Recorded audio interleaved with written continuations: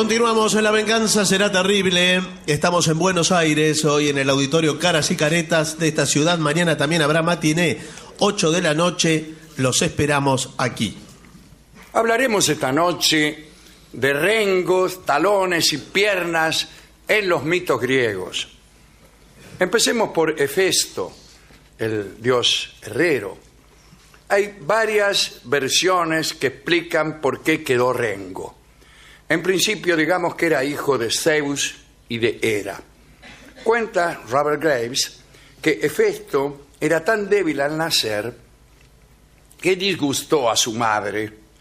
La diosa Hera lo arrojó desde lo alto del Olimpo para quitarse de encima la vergüenza que le producía el lastimoso aspecto de su hijo. Sin embargo, Hefesto sobrevivió a este lamentable comienzo sin sufrir daño físico alguno, porque cayó al mar y allí las divinidades Tetis y Eurínome estaban cerca para rescatarlo. Estas diosas lo cobijaron en una gruta submarina donde Hefesto instaló su primera fragua y agradeció su amabilidad haciéndoles todo tipo de adornos y objetos preciosos. Un día, ya habían pasado 9 años, Hera se encontró con Tetis, que casualmente llevaba un broche hecho por Hefesto. Un broche lleno de adornos, de firuletes, y Hera le preguntó: ¿en qué lugar del mundo has encontrado esa joya tan preciosa y tan llena de bellos firuletes? Tetis dudó antes de contestar, pero Hera insistió y le sacó la verdad. Sí, es Hefesto que está, lo tenemos viviendo ahí, etc. Enseguida Hera se llevó a Hefesto al Olimpo y allí instaló una fragua mucho más sofisticada con 20 fuelles.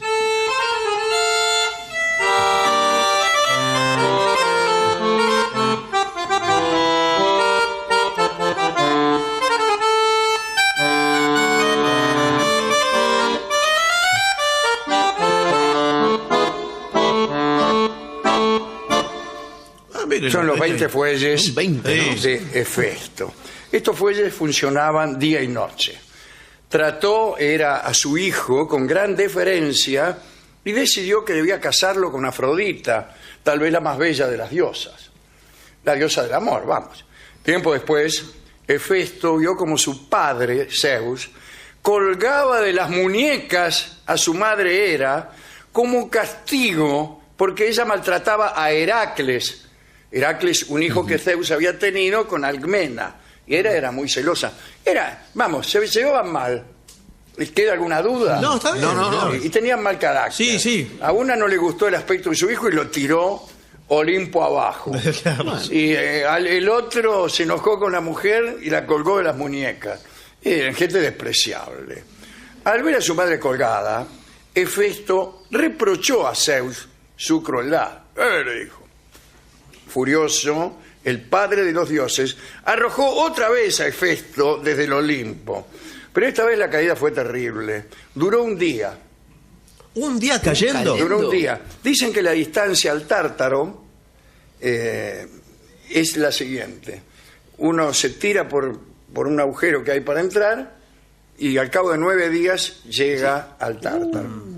Bueno, en este caso lo tiró desde el Olimpo y tardó un día en llegar.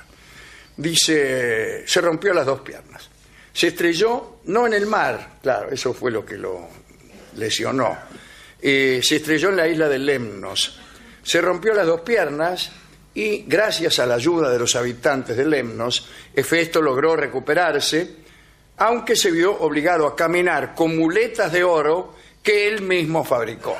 Unas muletas muy adornadas, etc. Finalmente, Zeus lo perdonó y lo nombró herrero divino. Homero suele referirse a él como Hefesto, el ilustre rengo de ambos pies. Explica Graves, ya desde el hebemerismo, es decir, la explicación natural de un hecho aparentemente sobrenatural. Que la renguera de un dios herrero es una tradición que se encuentra en regiones tan distantes como África Occidental y Escandinavia. Son regiones distantes del lugar donde estamos ahora, pero también entre sí. Claro. En tiempos primitivos, cuenta Graves, es posible que a los herreros los dejaran rengos a propósito para evitar que huyeran y se aliaran con tribus enemigas. Cuenta también que existió, claro, una danza de la perdiz renqueante que se ejecutaba en las orgías conectadas con los misterios del arte de la herrería en los festivales de la primavera. Otro que resultó rengo como resultado de un castigo fue Anquises.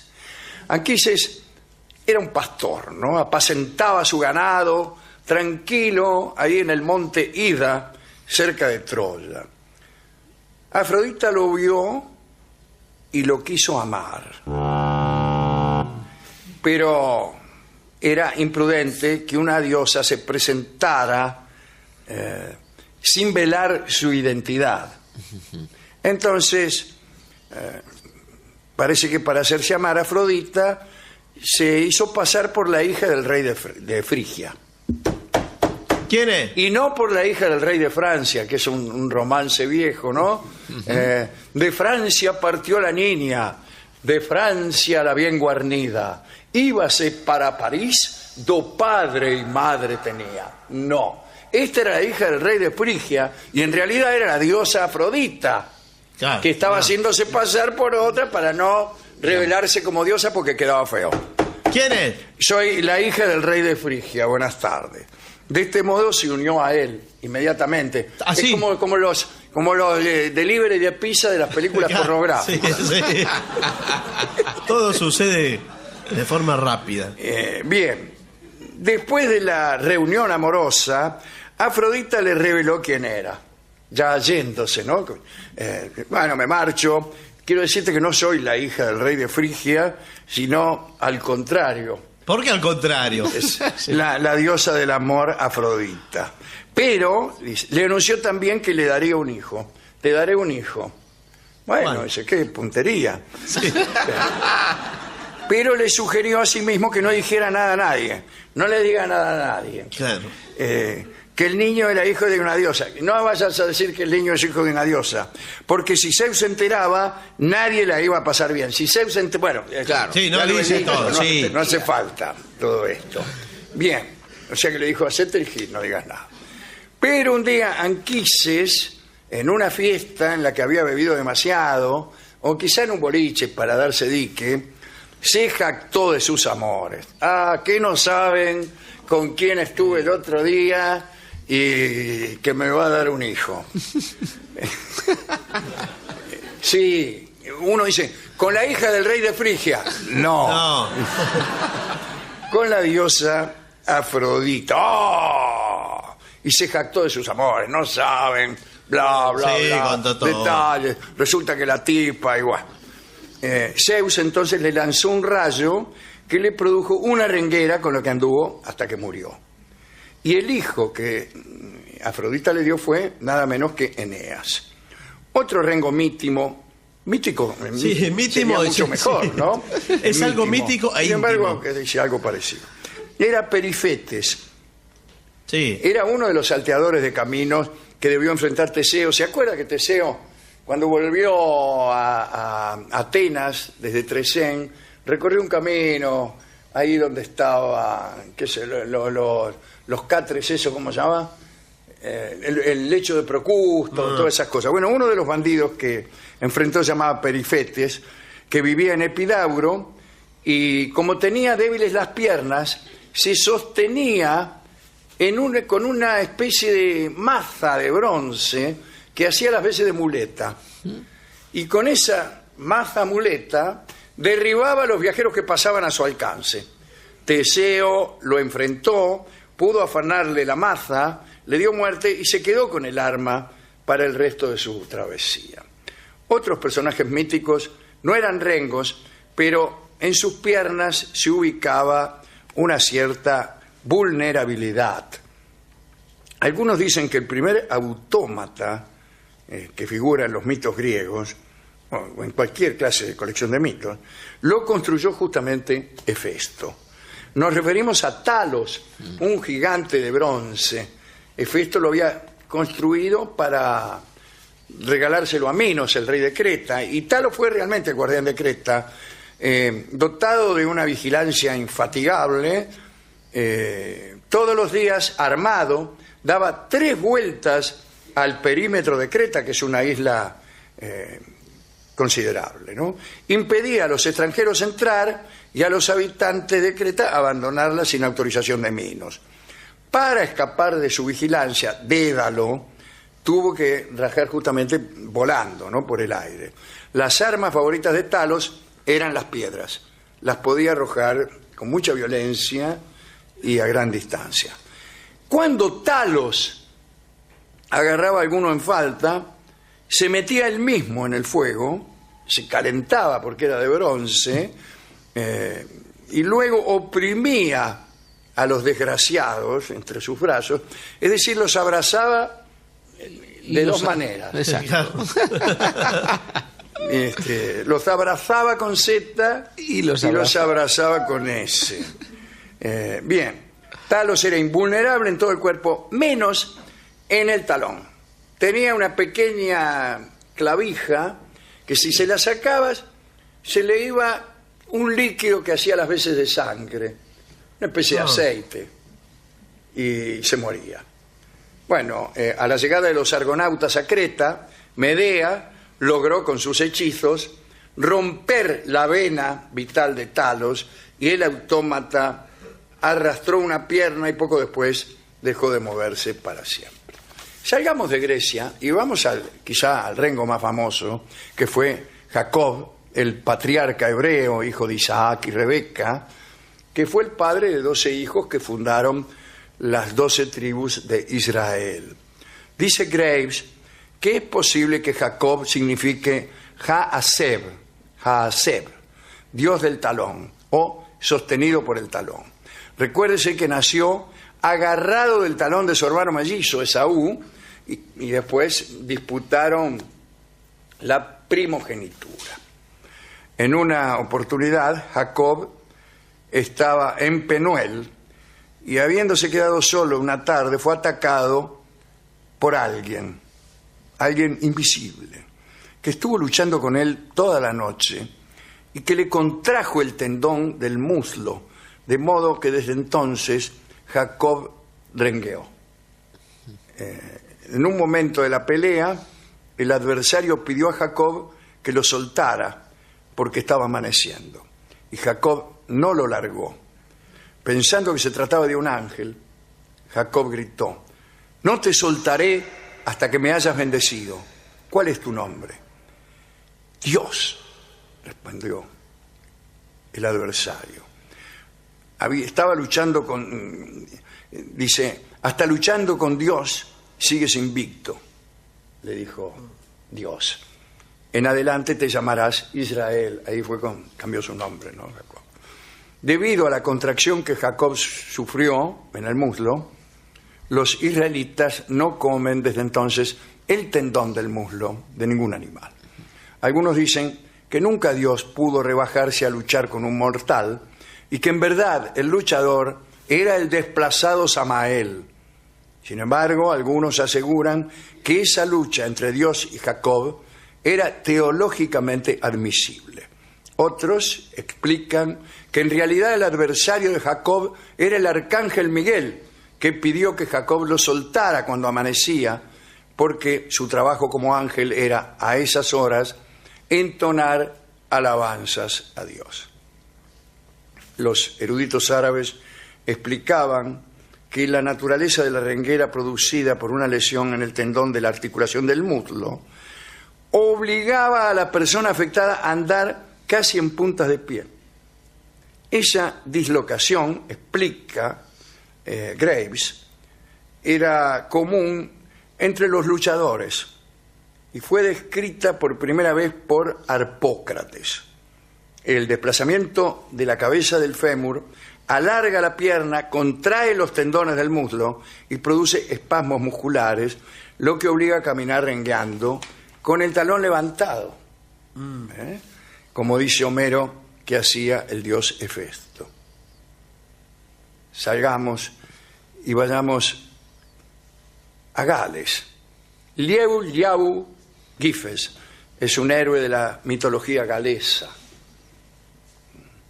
Aparece de manera prominente en la cuarta rama del Mabinogion, que cuenta la historia de su nacimiento, su matrimonio, su muerte, su resurrección y su acceso al trono de Gwynedd. Él es un guerrero y mago asociado con su tío Gwydion. Digamos dos cosas acerca de su relación con talones, rengueras y piernas. La primera es que Lieu Liau se llama así porque arrojó una piedra y golpeó a un reyesuelo entre el tendón y el hueso de la pierna y lo dejó rengo. Entonces lo llamaron Lieu Liau Gyfes, el rubio con la mano hábil, en galés, como todo el mundo sabe. El segundo asunto es que, como Aquiles en los mitos griegos, Lieu Liau era casi invulnerable. No podía ser asesinado, esto es hermoso, no podía ser asesinado durante la mañana o la noche, ni en interiores, ni al aire libre, ni a caballo, ni caminando, sin ropa, ni desnudo, ni con ninguna arma legalmente fabricada. Solo podía morir al atardecer, envuelto en una red, con un pie en el baño y otro en una cabra negra, junto a la orilla del río y con una lanza forjada durante un año. Su esposa, que se llamaba Blodeuwedd, le fue infiel con Gronu, el señor de Penlyn, y los dos conspiraron para asesinar a Lieu Liau, pero no pudieron por las complicaciones precitadas y porque cuando estaban a punto de conseguir todo aquel algoritmo para matarlo, Lieu Liau se convirtió en águila y se fue volando. Así no hay asesino que prospere. Para terminar, solo digamos que ni más ni menos que Dioniso, el dios griego, en su nombre lleva algo de este asunto. Nisus, dice Graves, quiere decir rengo. En una de sus versiones se cuenta que Semele estaba embarazada de Zeus. Semele sería mejor. Enamorada del príncipe del Olimpo, pidió que le mostrara todo su poder, cosa que hizo Zeus para complacerla, pero incapaz de resistir la visión de los relámpagos y fuegos que rodeaban a su amante, cayó fulminada. Es como dicen algunos teólogos, que caería uno si se le revelara de golpe toda la verdad o toda la majestad divina. Zeus se apresuró a extraer de Semele el hijo que llevaba en su seno, que estaba solo en el 6º mes de gestación. Lo cosió enseguida a su muslo. Fíjese qué operación quirúrgica. Y así lo llevó creciendo y gestándose en su pierna hasta que estuvo perfectamente formado. Así nació el pequeño Dioniso, el dios nacido 2 veces. Y el último es Aquiles, ya lo conocemos, ¿no? Su madre Tetis lo bañó en el Estigia, el río infernal, que vuelve invulnerable a todo aquel que se sumerja en sus aguas. Pero pasó que Tetis sostuvo al niño por el talón y por allí no pasó la corriente milagrosa. Fue la única zona que le quedó vulnerable. Y así llegó la guerra de Troya. Aquiles fue sorprendido por un flechazo en el talón. Ningún dolor lo había perturbado hasta entonces. Y en realidad este dolor lo perturbó bastante poco porque se murió. Este es el más famoso, digamos, de los talones y de los talones, es el talón de Aquiles. Vamos a escuchar un tema que hace ilusión, o mejor dicho, alusión, pero también ilusión, a las virtudes de Hefesto para crear firuletes. El tema se llama precisamente el firulete. Ahora, bien, lo vamos a escuchar por Baires Horn, que es un cuarteto de cornos. Un cuarteto de cornos tocando tangos, dirá una señora. Es raro. En realidad, el corno es un instrumento, primero, muy pesado. Cuando digo pesado, quiere decir que no es ágil. En la orquesta toca casi siempre notas largas.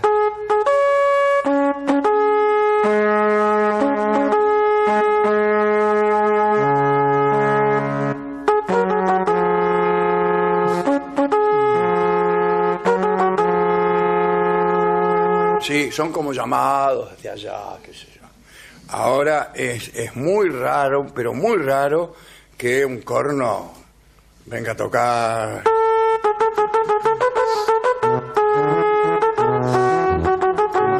Porque es muy, muy ágil eso. ¿Y 4 cornos? Y además 4 cornos, armonizando.